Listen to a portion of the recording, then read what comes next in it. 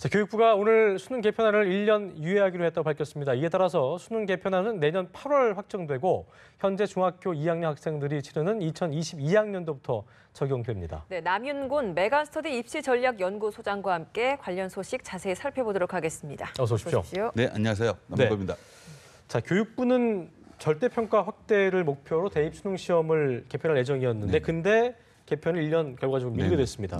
먼저 이유가 뭔지 자세히 설명을 좀 해주시죠. 네, 실제로 이제 1안, 2안 가지고 공청회도 상당히 많이 하고 굉장히 여러 가지 경론이 굉장히 많이 일어났는데 1안이나 2안 모두 다 이제 다수의 국민들한테 호응은 얻지 못한 것 같아요. 그 가장 큰 이유 중에 하나가 이 절대평가라는 게 올해 처음으로 영어가 시작이 되기도 하고 이 확대했을 때 이 부작용이 어떻게 될지 아직 검증이 되지 않은 상태거든요. 그리고 또 이제 이 수능이라는 게 실제로 이제 공통사회, 공통과학 이 과목들이 추가된다라고 하니까 실제로 학부모들의 부담은 더 커지는 거 아니냐 이런 여러 가지 반발이 가장 컸던 것 같습니다. 어찌됐든 지금 수험생들은 혼란에 빠져 있을 것 같습니다. 특히 그렇습니다. 중학교 3학년 학생들 교육과정은 바뀌지만 수능 개편안은 바뀌지 않았기 때문에 여기에서 지금 통합사회랑 통합 과목이 새롭게 추가되는 거잖아요. 이렇다 보니까 이제 사교육이 더 기승을 부리지 않을까라는 생각도 듭니다. 예, 실제로 이제 융합형 인재를 키우기 위해서 통합사회, 통합과학을 실제로 1학년 때 가리키겠다라는 게 이번 개편안의 가장 큰 골자인데요. 실제로 이 교과서가 실제로 이제 출시가 되기에 앞서서 상당히 이제 학부모님들의 문의가 굉장히 많고 이걸 어떻게 학습을 해야 되냐 이런 문제점이 굉장히 많았고요. 더 큰 문제 중에 하나는 우리나라 지금 이 선생님들께서 지리나 뭐 한국사나 이렇게 각 과목별로 이제 교원이 양성이 되는 체제거든요. 근데 이 체제가 이제 들어오게 되면 도대체 그럼 누가 가르칠 거냐 이런 문제도 분명히 있기 때문에 사교육 쪽에서 이게 굉장히 많이 이제 부담을 그쪽으로 옮겨가야 되는 거 아닌가? 이런 생각을 학부모님들이 굉장히 많이 한 건 사실입니다. 근데 또 이 통합사회랑 통합과학이 실질적으로 수능에는 또 적용되지 않다 보니까 실질적인 사교육까지는 또 크게 영향을 미치지 않을까라는 생각도 또 들긴 하거든요. 실제로 이제 학생부 종합전형이라는 게 굉장히 확대가 되고 그 부분이 또 있고. 현재 뽑는 인원이 한 60%가 내신 위주로 선발을 하고 있거든요.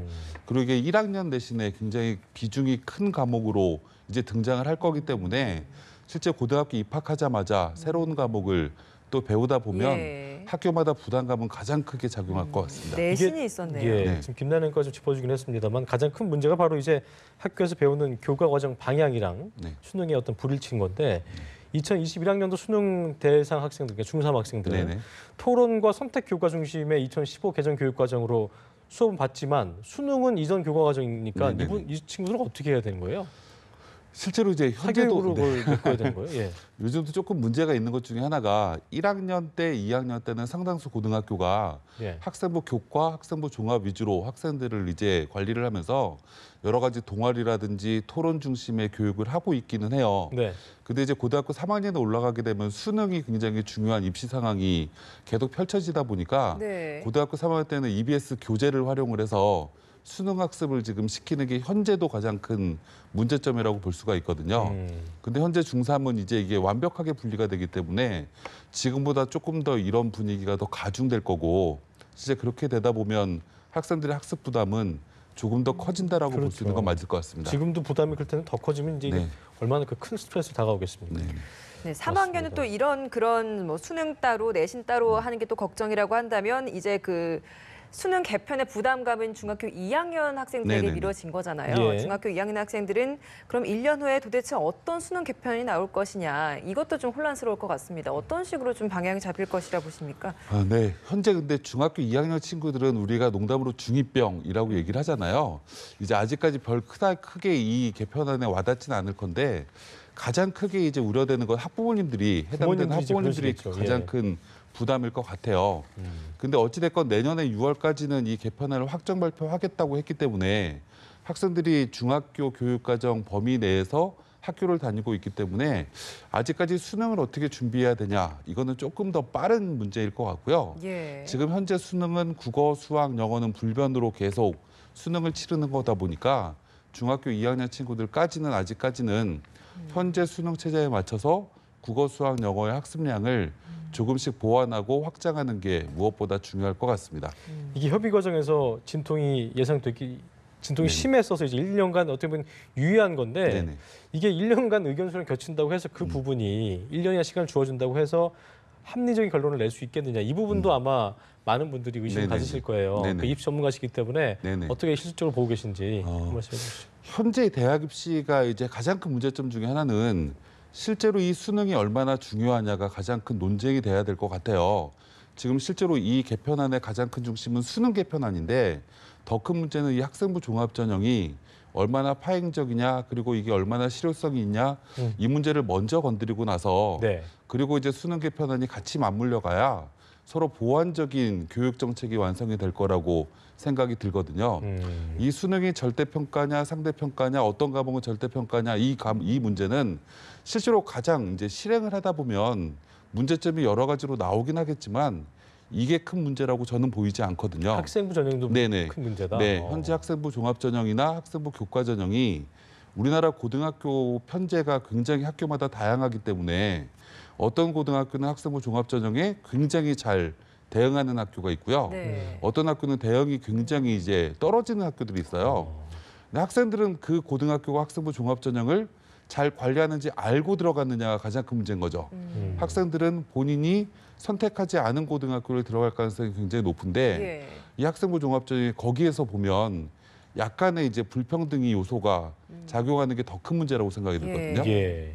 이게 또 수능이 절대 평가를 할 것이냐 이 네네. 문제가 이제 자연스럽게 학생부 종합전형 네네. 평가와도 또 연결이 되는 부분이잖아요. 네네. 그렇다 보니까 절대 평가를 확대하려면 학생부 종합전형에 대한 문제점을 좀 같이 개선하면서 네네. 이걸 시행을 해야 된다. 이 네네, 부분도 좀 맞습니다. 문제가 되고 있더라고요. 네네네. 실제로 이제 수능이라는 건 이제 절대 평가의 가장 큰 문제점 중에 하나는 이게 100점짜리랑 91점을 동일한 학생이라고 판단하는 게 과연 교육적이냐. 이게 가장 큰 문제인 거고요. 또 91점과 89점, 이 89점은 실제로 이 시험에 이제 저희 승복을 할 수 있겠느냐가 어찌 보면 더 큰 문제이기 때문에 절대평가가 나중에 시행됐을 때 나타나는 부작용은 승복 문제에서 굉장히 크게 문제가 생겨서 재수생이 오히려 더 양상될 수 있는 문제점이 발생할 수도 있거든요. 예. 그래서 상대평가의 장점이 본인이 어떤 과목은 잘하고 어떤 과목이 좀 떨어지면 상쇄할 수 있는 장점이 있는 건데 이 절대평가의 가장 큰 맹점은 특정 과목 성적이 본인이 원하는 등급이 안 나왔을 때 이제 다시 재수로 발을 돌리는 이런 문제가 가장 크다라고 볼 수 있습니다. 그리고 또 이제 이게 깜깜이다 보니까 이제 스펙이 좀 좋은 네. 것들 스펙을 많이 쌓아야지 학생부 종합전형에서 유리한 그렇죠. 거잖아요. 네. 그렇다 보면 이걸 좀 잘 쌓아줄 수 있는 여유가 있는 금수저 집안의 아이들은 학생부 종합전형이 좀 유리하고 그렇지 않은 아이들에겐 불리하고 뭐 이런 부분도 네네. 좀 문제가 된다고 하던데요. 네, 실제로 이제 똑같이 내신이 3등급인 학생 둘을 비교를 하면 뭐 A 고등학교 같은 경우는 학생부의 페이지 숫자가 30페이지가 가까이 되는 학교가 있어요. 근데 일반적인 고등학교는 15페이지에서 16페이지. 이제 페이지의 양수가 굉장히 차이가 나는 거죠. 그 차이점은 이제 학교에서 여러 가지 시스템, 그리고 여러 가지 활동 이런 게 얼마나 자세하게 기재되느냐. 이런 문제가 분명히 발생을 하거든요. 이게 이제 사교육의 도움을 받아서 이제 학생부 종합전형을 관리하는 것도 문제가 되지만 예. 아까 서두에 말씀드렸지만 고등학교가 얼마나 이 전형에 잘 대응을 하느냐 못하느냐가 더 큰 문제거든요. 못하면 잘- 자연스럽게 사교육으로 그렇죠. 가겠죠. 네네. 그래서 이게 좀 대응이 안 되는 고등학교를 다니고 있는 친구들이 어쩔 수 없이 사교육 쪽으로 넘어오는 경향이 굉장히 있는 거기 때문에 네. 고등학교에서 이 학생부 종합전형을 잘 관리할 수 있는 무언가 프로그램을 교육부나 뭐 교육의 질을 입안자에서 좀 높여야 된다는 그 그쵸. 말씀이신 거죠? 네네네. 결과적으로 선생님께 선생님의 어떤 실력으로도 갈 수 있겠고 귀결될 수 네네. 있겠고요. 네, 그래서 고등학교 선생님들이 어느 고등학교를 들어가든 거의 동일한 스펙을 가진 아이들은 비슷하게 적어줄 수 있는 시스템이 만들어져야 학생부 종합전형이 정착되지 않을까라고 생각이 듭니다. 그러니까 문 대통령이 사교육비 안 들게 대입제도 단순화해야 된다 말씀하셨지만 결과적으로 사교육 정상화를 하려면 네네. 사교육을 안 받게 학교 내에서 이런 네. 어떤 학생 전형에 대해서 그 질에 맞는 교육을 할 수 있어야 된다. 네. 그게 아니라면 이런 지금의 문제점은 계속해서 반복될 것이다. 그 말씀이신 거죠? 네, 맞습니다. 그렇군요. 그래서 이제 예. 학부모님들이 자꾸 특목고를 선호하는 가장 큰 이유가 이 특목고가 학생부 종합전형을 관리를 굉장히 잘해주는 대부분의 학교들이기 때문에 실제로 자꾸 그쪽으로 학부모님들이 쏠림 현상이 생기는 거고요. 그러니까 그런 시스템을 모든 고등학교에 다 갖다가 이제 붙여준다라고 하면 그러겠네요. 사교육비가 줄 수 있는 확률은 훨씬 더 커진다라고 볼 수 있습니다. 그러니까 결과적으로 교사 선발 시스템 이런 부분들도 다시 한번 되짚어봐야 되는 부분인 것 같아요. 네. 알겠습니다. 네, 남윤곤 메가스터디 입시전략연구소장과 함께 새로 개편된 교육 과정과 관련해서 이야기를 좀 살펴봤습니다. 자, 오늘 말씀 고맙습니다. 네, 감사합니다.